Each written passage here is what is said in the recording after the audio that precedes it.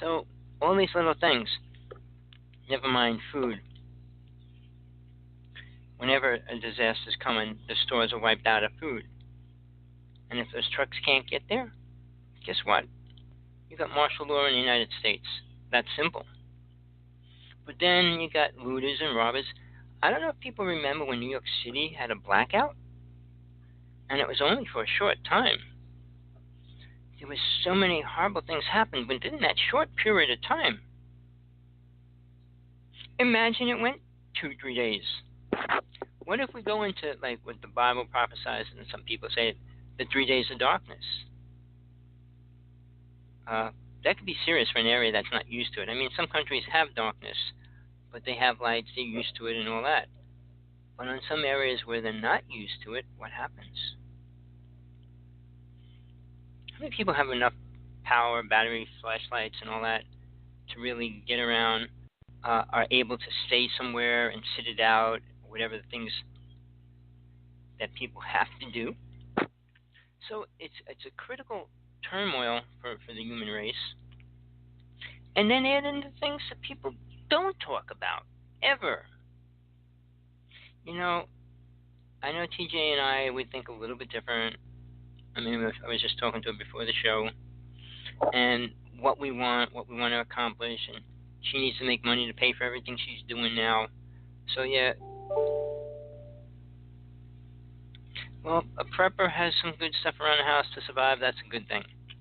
So now, when we talk about, when I was talking to TJ, the things she needs, we have to raise money, which is fine. I mean, she's paying for the show, paying for a lot of equipment now, and trying to get this up and running as a corporation and business, which it already is, but really put it out there mainstream. And I told her, I don't want to bring guests on my show. I'll bring them on once in a while, especially people that I know. People that I know agree with just about everything I say. I don't want to bring somebody on my show that I totally disagree with. I don't care what they think. If it's not true in my reality, I don't want to hear it. I don't want to promote it. My reality is the truth. To me, it's true to the world that people want to listen. When somebody says, well, it's my truth. What's your truth prove to anybody else? What can it prove? What do you believe? Jesus is going to come back? And what's that going to do? When's it going to happen? Well, you know, when you don't have any truth and you believe in your truth, what good is it? If it doesn't help you in any way, I mean, we talk about protection, and how many people can even teach or even understand what protection really means? And I'm not talking about getting the batteries and the food and water and saved up and all that. I'm talking about spiritual and psychic protection. How many people talk about that? Rather talk about how angels are going to help us get money, create a house, and all these other things. People live in the delusion of the reality that they created and accepted. I mean, movies like Batman, Superman, Green Hornet, Thor, and all those superheroes and stuff like that. You know, people are so desperate. You know, more adults probably go to those movies than anybody else nowadays. Some of those movies are a little bit hardcore for children to go to. So, and by the same token, children shouldn't see things, but adults should. No, adults shouldn't see these crime movies and abuse and all these things. Do we really need to see that? It's entertaining. They're acting. They're acting out a real situation. If you think murder, crime, and all those rapes, all those words are not real, well, then you need to open your eyes. But even though they are, do you need to watch them?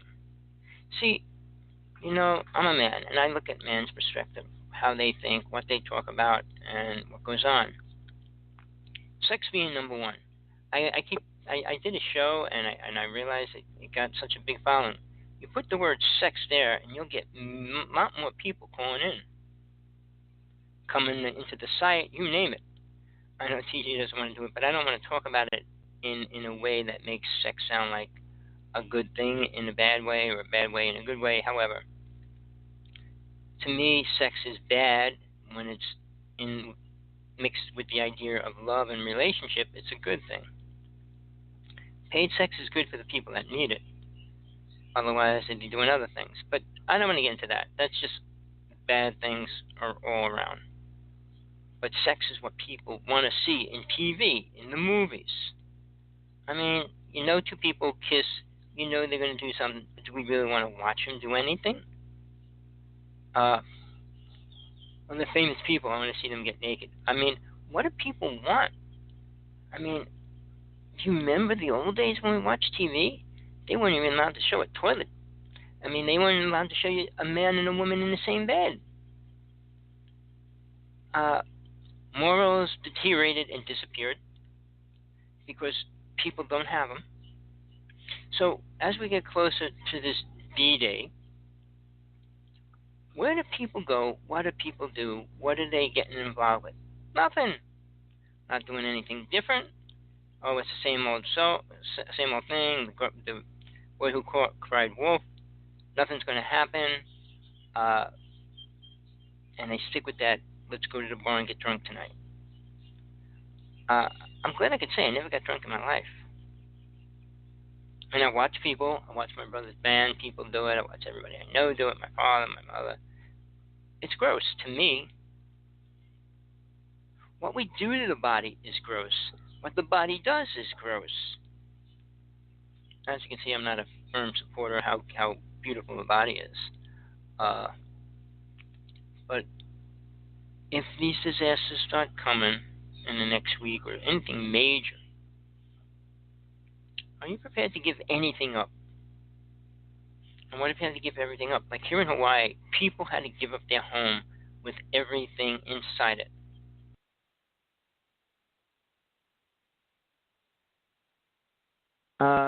Hopefully you can hear me again. Sorry about that. I'm kind of tired of having problems all the time with my show. It takes a lot of energy and setup and time consuming to create a show for 2 hours. My Skype I'm on a cell phone now. I could try my Skype, but I'd rather stay on the phone. I know my phone works, so I'll give it some more time and see what happens with that. If this fails, then I'll go to the Skype again. But getting back to where I was going, all this stuff, where do we put our attention? Who do we look to? Who are we going to look for help from? Well, when everything else fails, you're going to be looking for food, and you'll take it from wherever it comes from. But I'm not going to go there. Let's go, if it's just part of the United States, some area. Are we going to get involved with anybody that's affected? How many people are helping people in Hawaii right now? I mean, how many people are sending us unconditional love? Wow, that saved me. It bought me a sandwich today. Really? I mean, when we talk about these things, what are people willing to do to be a person, a real person? A disaster's coming, and I think soon enough, because mankind has no morals. They don't care, and they don't care about where they walk, stand, or what they do to it. Do people believe in Jesus? Do people believe in aliens? I mean, do you want your ghost friend to help you solve the problem of your life? I mean, a psychic can only tell you so much by the energy around you and stuff like that. What is Superman going to come down and rescue us? Going to grab the magnetic fields and pull them or whatever? Spin around the planet a couple of times to change the energy of the heat? What's going to happen, really? What do you think? God's going to step on the planet and say, hey, everybody, I told you, I warned you. No.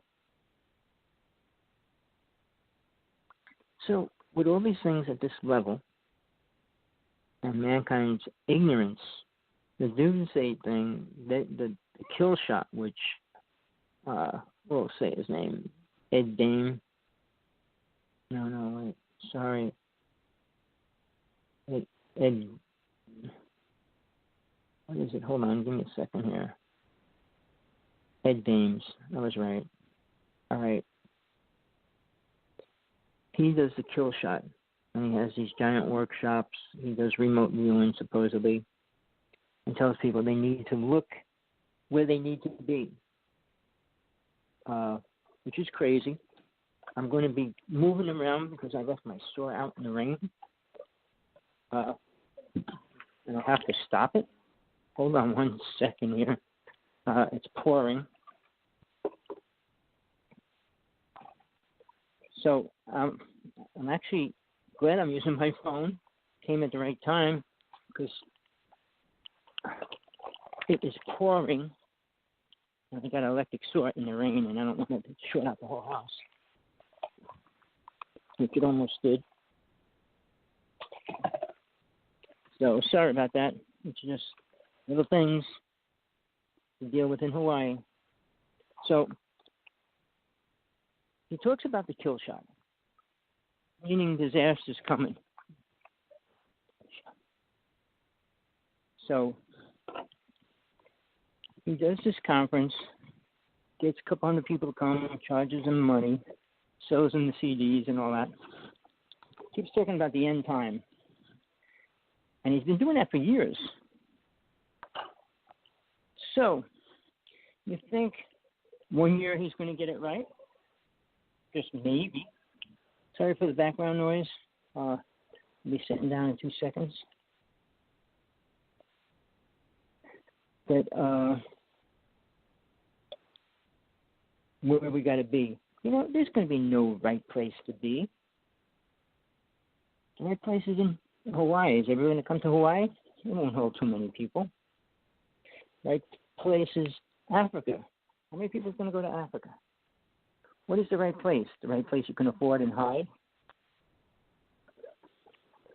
Well, it's not going to be like that. Karma is your right place. Getting rid of your karma, being prepared to pay it, whatever it is. We pay our karma off, we don't have to come back. So I'm having all kinds of problems with my computer right now even. But I have my laptop up with the site on, so I'm calling into that. So I got somebody in the call, and hold on.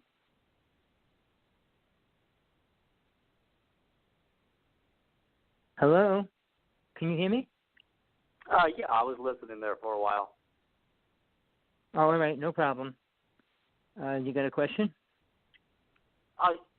Yeah, I was trying to ask you, but I didn't think you heard me. I was just curious because I think you mentioned one way to start working on your karma is working with the spirit guides. Isn't that what you mentioned before? Yes, I did. Okay. I was just wondering. Well, because that's one way. Being in balance with the laws of spirit and the laws of the planet helps greatly as far as how you deal with creating karma rather than just removing it.